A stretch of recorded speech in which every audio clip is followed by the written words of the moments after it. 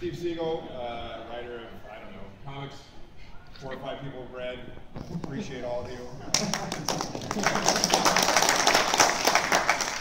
And we'll announce Duncan when he gets here as though it's a surprise. And if you can make a ridiculous ovation, I think that would be funny. So once he shows up, we'll do that. Yeah, just go nuts. It's never happened to him before. It can be very exciting. Yeah. So it's the Man of Action panel. We're going to talk about kind of what we do and what we've got going on, and then we'll copy that. Code red emergency. And then we'll open it up for some questions. If you have any questions, because it's too boring, you can just raise your hand and we'll stop whatever we're doing and switch to something more interesting for you. It's your panel, so enjoy. Do you want me to use the microphone? Is it better this way? I do. So nice. Okay. Now I can just be more subtle. Hey. Oh yeah. So Man of Action Entertainment is a company. We're based out of New York and Los Angeles. And by based out of New York, I mean Joe lives there and refuses to move to Los Angeles. What's up with that? Your mic's not on. That's Try the other one. I like New York. I like New York, but I love Los Angeles, especially when I'm right here. Did that work? We do a lot of stuff. We do animation primarily. We're the guys who created Ben 10 and Generator X for Cartoon Network. We executive produced Avengers Assemble and Ultimate Spider-Man. I can never remember the adjectives for those things. Avengers and Spider-Man for Disney XD. And we made up the team of characters for Big Hero 6, which Disney made an excellent movie out of. And they won an Academy Award. Good for them. We haven't even touched it. Mad for them. And then we also do a bunch of comic books that we publish through Image Comics, which deserves a round of applause. So that's exciting. Joe, how did this all come to be? Why is there a Man of Action? We needed a place to sit at a convention. And no, that's actually true. I know. We met each other. We all worked at Marvel and DC. We worked on the X-Men books together. We worked on the Superman books together. And so we figured instead of working for the man, we should work for ourselves. We still work for the Man of Action. That's right. And that was 15 years ago. So here we are, old as hell. I don't feel old. We actually did originate by wanting to sit down in San Diego Con. It was getting really big. How many of you stood in line today for far longer than you hoped? I hear it's getting crazy out there, which is exciting for the con, but bad if you're walking around the con. So you have to stand and then you have to walk. And so when San Diego was just starting to get that way 15 years ago, we were like, if we had a booth, we could sit through this whole thing and just watch everybody else walk by. And so we literally got a booth, and we're like, oh, Joe called, he's like, you have to have a name for the booth. We're like, well, what are we going to call it? And we picked Man of Action, so that's our booth. Ladies and gentlemen, entering now, Baymax.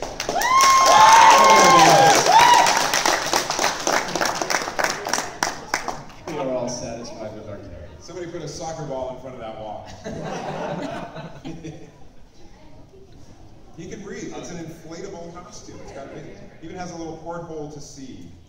Rate your pain, man. Where his heart should be. Come on up, Baymax. I think everybody's excited to see you. I love the noise. Don't walk into the projector. Yeah, don't walk into the projector or it will turn into the Hindenburg 2.0. There you go.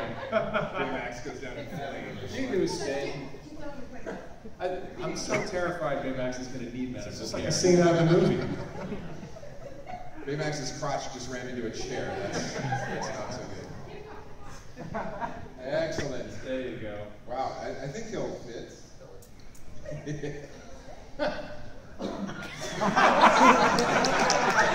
look so comfortable. Well, and not only do we have Baymax, we have a special guest star, Duncan.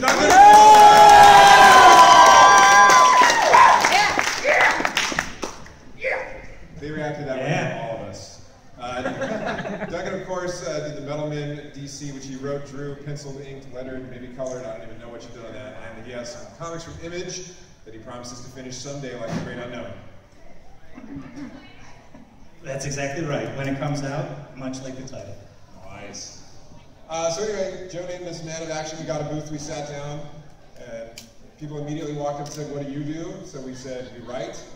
The first year we were there, somebody asked if we wrote films. We said yes, they hired us to write 4 short films. The second year, somebody said, hey, do you guys write video games? We're like, you bet. Even though we didn't, so we wrote X-Men Legends, is that what it's called? For Activision. And then the third year, Matt Sinright from Robot Chicken came and said, hey, you guys do animation, don't you? We're like, yes. And he's like, Cartoon Network wants a show that's like Fantastic Four for boys. We thought, well, that's a bad idea. So we made up Ben 10 instead, and we actually had to make a company to cash our first check for Ben 10. So that's when we became an official, actual, legally recognized in the state of California business. That is the Man of Action origin story. Just the guy I work with.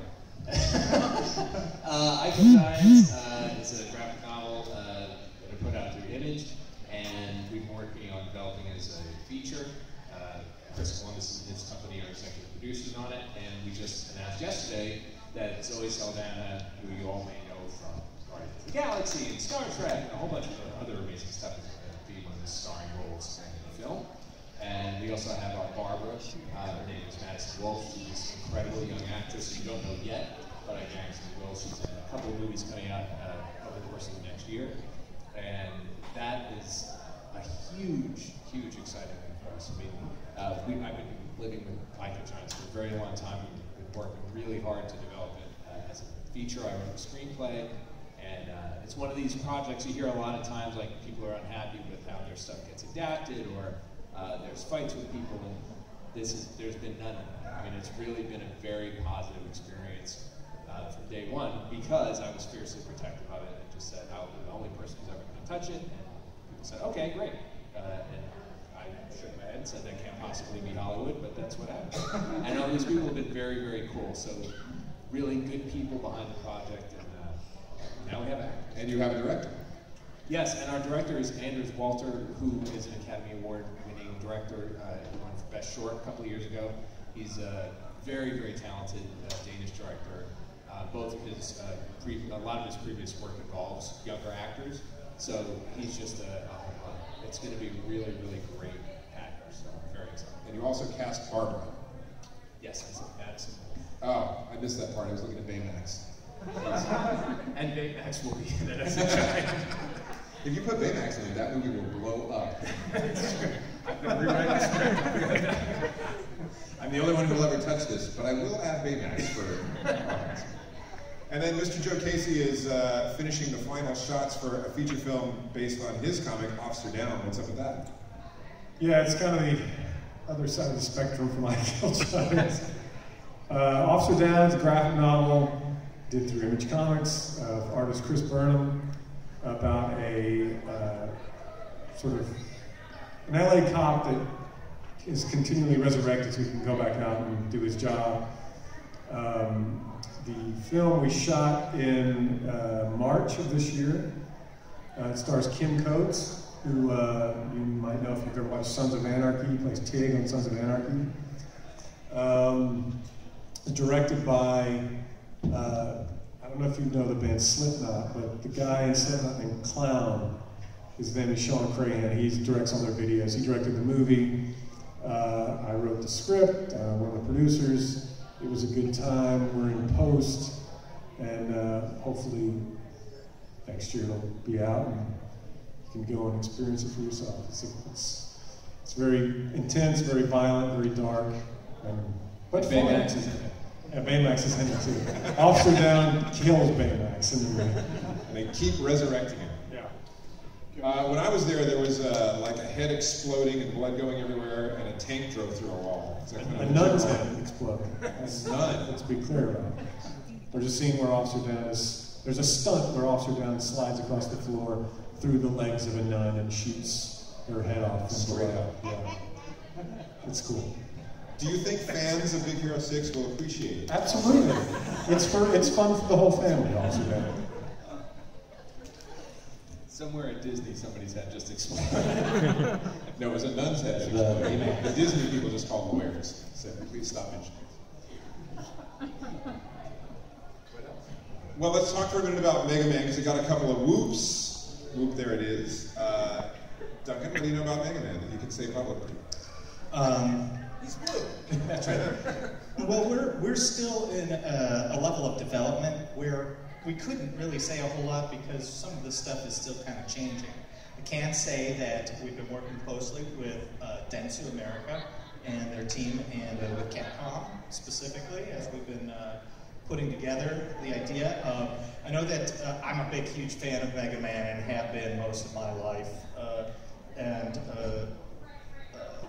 that I've tried to incorporate, because I've been doing some of the initial designs, tried to incorporate an awful lot of what you probably know and love about him. I think we can talk about his size. There's so many variations of who he can be, but we're going with the total squat, awesome, big boot, big gun Megaman.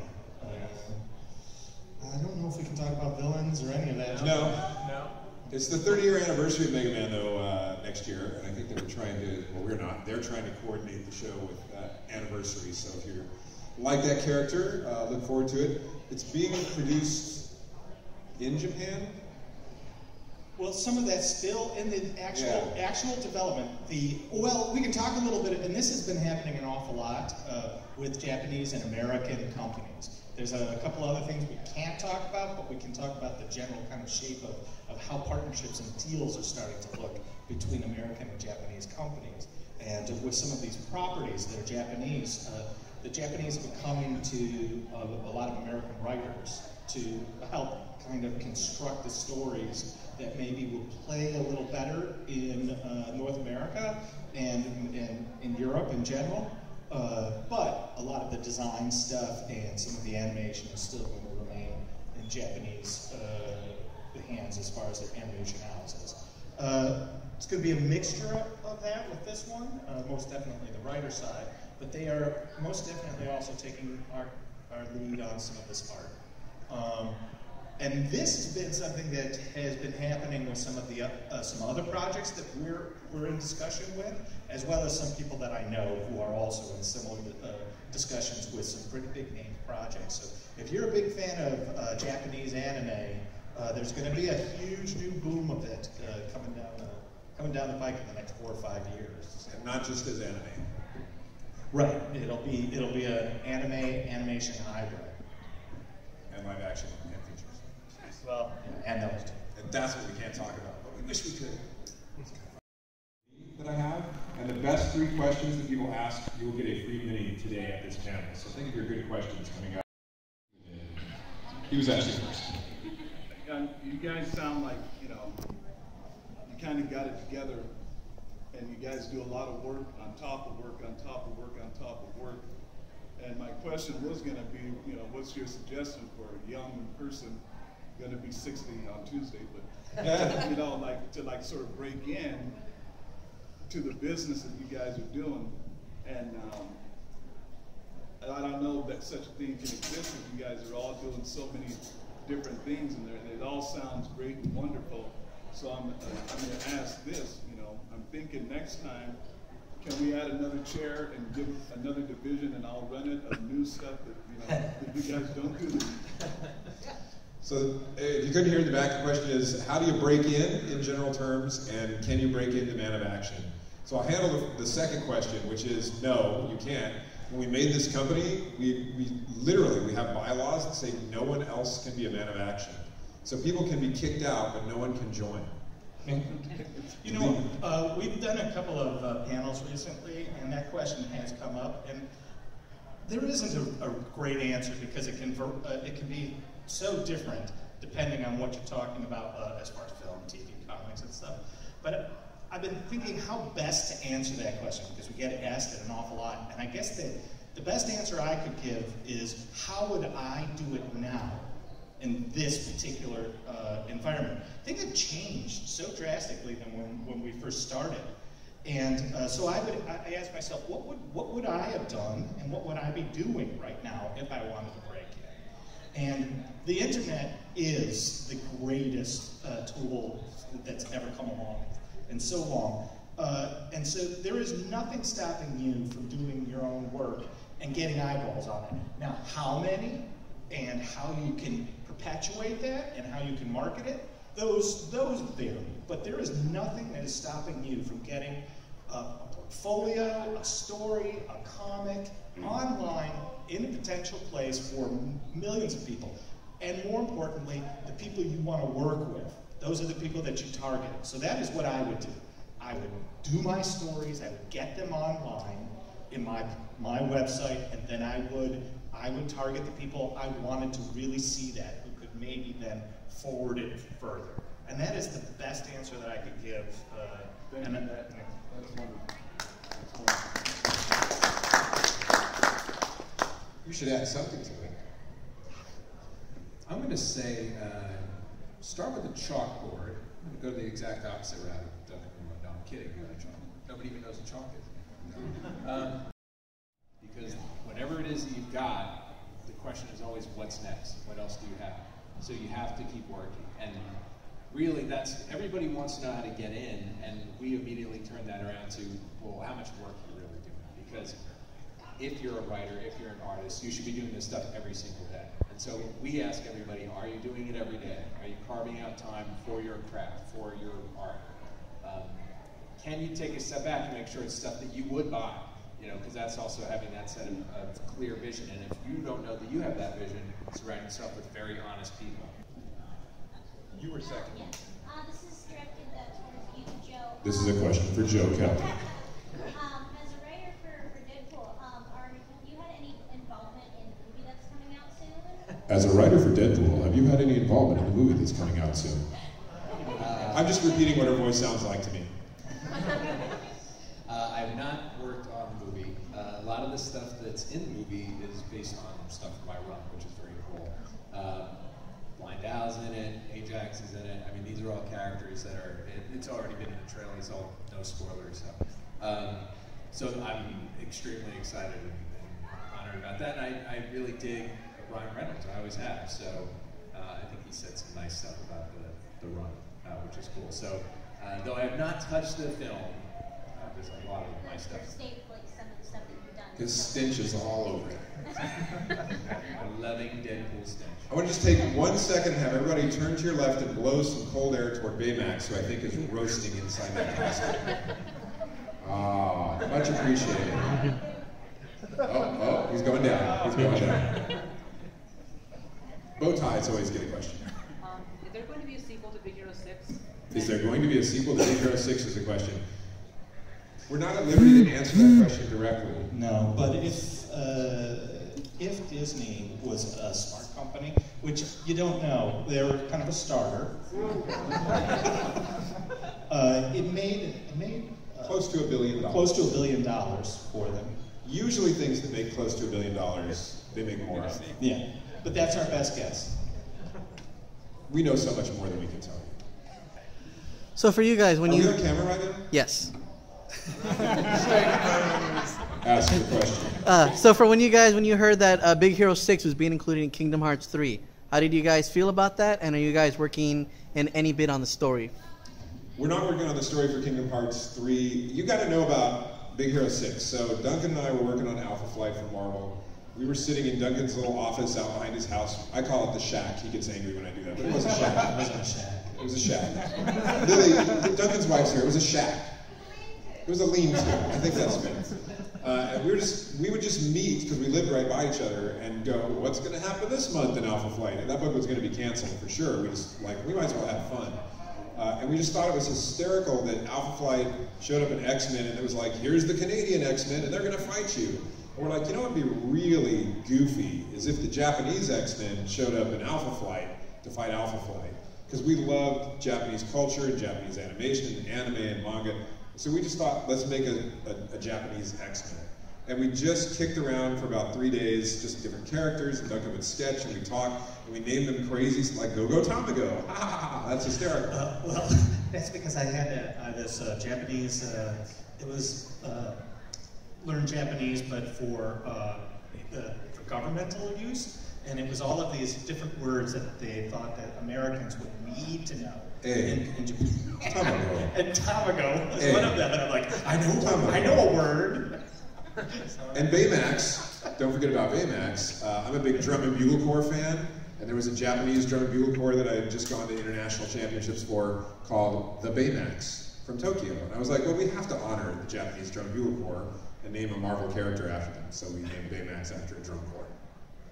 Yeah, so our version of Big Hero 6 also included the Silver Samurai and a character called Sunfire, which were already well-established Marvel characters that were probably the only two Asian characters inside of the Marvel universe. Well, Shang-Chi, and a bunch of racist ones. Yeah, well, and honestly, they were all slightly bad guys, you know, in some kind of way. And we were talking about this too, is we had this great culture, this Japanese culture, had all these great comics, all these great characters.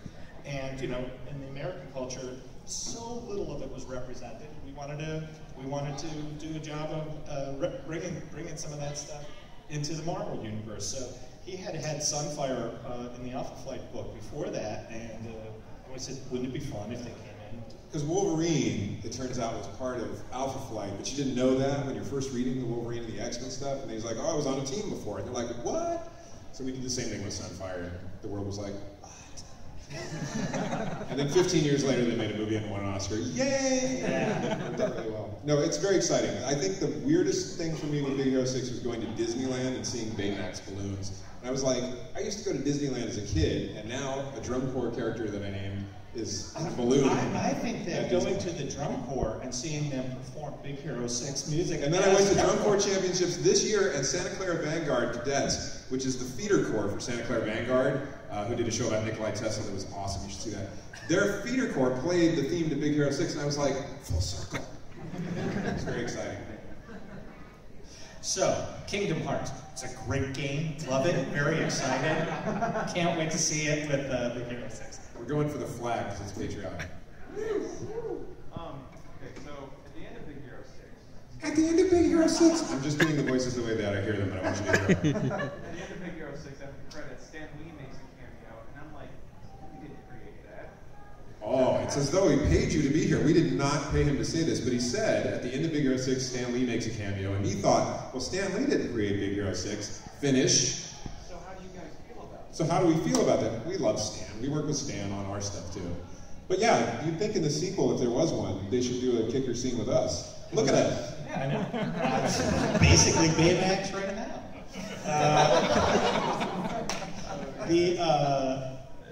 You know what? He's the face of Marvel, right? So he's going into all of these things. And some of the runs and some of the concepts of the characters that you've seen in the Avengers and in the Iron Man stuff, he wasn't even necessarily the executive editor-in-chief during those kind of story runs, but he is most definitely the voice and the face of that company. And so, you know, to honor him that way, I have no issues with that. They gave us a big card that says created by Man of Action. That makes us happy. We're all good.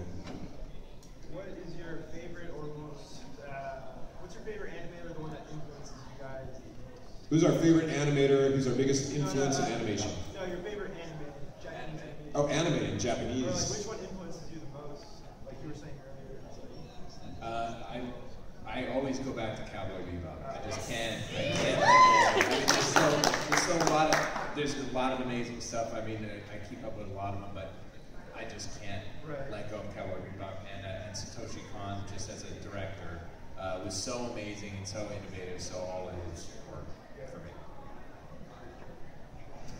I go much older than that. Speed Racer has been a single favorite. I have probably a cornerstone of pretty much it. I haven't really moved past him. So.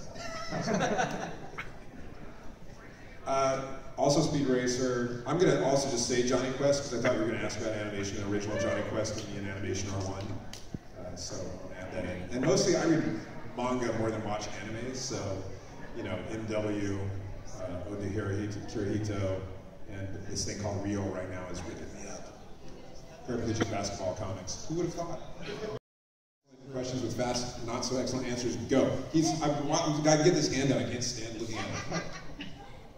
Quick. Lightning round. Fast. Don't feel pressure. Next. No, go ahead. I know you guys mentioned that you were just offered a job for a video game. What were the challenges for writing a video game as opposed to like everything What are the challenges for writing a video game as It was opposed to hard other work. stuff we did? It was 380 or 500 pages long. I hated it. I hated it too. I would never do it. No more video games. Forget it. So many decision trees that you have to go down, so many branches of, you know, These are five, fast answers. Fast all right, answers. the 5 quotes that if you keep asking the same character until you've realized they're not going to tell you anymore. Who wins in a fight, Superman or the Hulk? Who wins in a fight, Superman or the Hulk? Go. Superman. Superman. Answer, you're a nerd. Sorry, what's the question? He'll say Hulk. And Duncan? Yeah, no, Fast answers. Hulk. So 2 Superman, 2 Hulk, it's a stalemate. Somebody who hasn't asked a question. You're yes. what have you guys told yourselves when you have moments of doubt when you're working through your own craft? This is Joe Kelly's fault. I go on Twitter and ask other people what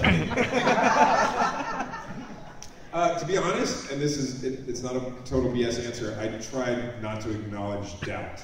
I have a lot of times where I go, what am I doing? But I try to push through it and work. You can fix things that you have broken. You can't fix something that isn't existing, so doubt, I think, makes me not work. Yeah, eat the feelings away is really helpful. I just, a friend of mine has an expression, he says, do the math. And so in those moments where I feel really blocked, I just go, well, what's the math? What has to just happen to get through this page? And I just do the math. And it can suck, it's fine. Because everything you like was crappy once. Everything. So then I just go, oh, all right, this is the crappy part, I'll make it better tomorrow. We are out of time, but listen, we're at booth 818, and